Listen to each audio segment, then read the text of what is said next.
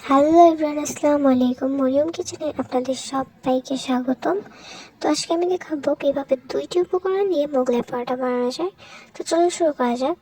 তো এখানে প্রথমে আমি আটার মধ্যে দিয়ে দেবো লবণ, তারপর দিয়ে দেবো 2 চামচ সরিষার তেল।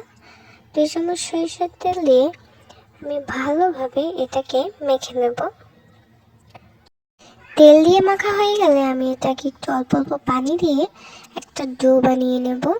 ডো বানানো হয়ে গেলে এটাকে একটা সাইডে কিছুক্ষণের জন্য রেখে দেব, যাতে এটা ফুলে দ্বিগুণ হয়ে যায়।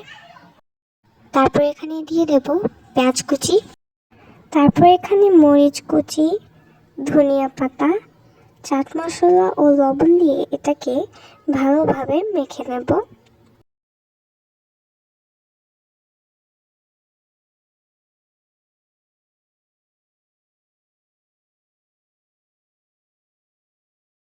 মেখে নেওয়া হয়ে গেলে এতে দিয়ে দেবো একটা ডিম।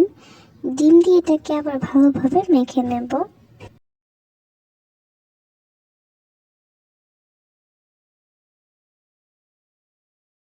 মেখে নেওয়া হয়ে গেলে রেখে দেওয়া আটাটাকে নিয়ে লিচি কেটে নেব।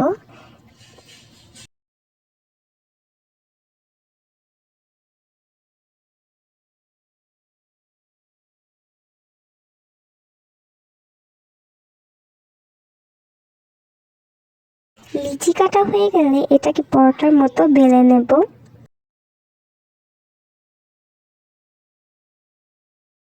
বেলা শেষে এই রুটিটার মধ্যে রেখে দেওয়া ডিমের মিশ্রণটাকে দিয়ে দেব। এটাকে চারিপাশে ছড়িয়ে ছড়িয়ে দিয়ে দেব। দিয়ে দেওয়ার পর এটাকে ভাঁজ করে নেব। আর আগে থেকে আটা দিয়ে বানিয়ে রাখা আঠা দিয়ে এটাকে আটকে দেব, যাতে এটা ছুটে না যায়।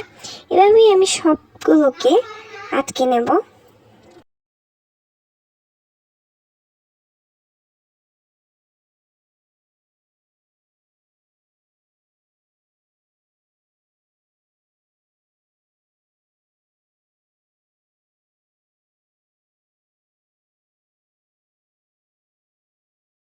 সবগুলোকে এইভাবে বানানোর পর আগে থেকে তেল গরম করে রেখেছিলাম। তারপর তেলের মধ্যে মোগলাই পরোটাকে দিয়ে দেব। দিয়ে এটাকে ভালোভাবে উল্টে পাল্টে ভেজে নেব।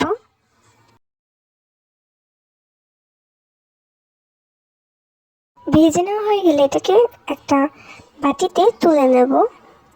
তো দেখুন কত সুন্দরভাবে মোগলাই পরোটাকে আমি তৈরি করে নিলাম।